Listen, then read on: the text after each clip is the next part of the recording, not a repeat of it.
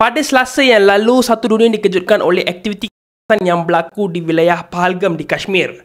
26 pelancong pergi buat selama-lamanya disebabkan oleh serangan yang dilakukan oleh puak pemisah. Disebabkan oleh ini, Perdana Menteri India berkata yang mereka akan membuat tindakan yang sangat drastik.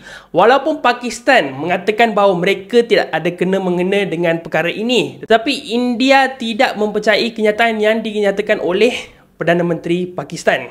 Buat masa sekarang, waktu sedang berlalu, satu dunia sedang memerhatikan apa yang akan berlaku seterusnya. Dengan India telah pun memasukkan perjanjian Indus River yang merupakan perjanjian talian hayat bagi Pakistan. Yes, Pakistan bergantung sangat dengan perjanjian ini, di mana perjanjian ini akan memberikan sistem pengairan air yang sangat penting buat Pakistan. Kerana 25% ekonomi Pakistan bergantung kepada pertanian. Mereka tidak dapat memfikirkan apa yang akan berlaku jika India menghentikan saliran air yang asal daripada India. Ada yang katakan ini akan menjadi pertama yang melibatkan air. Well, we need to wait and see.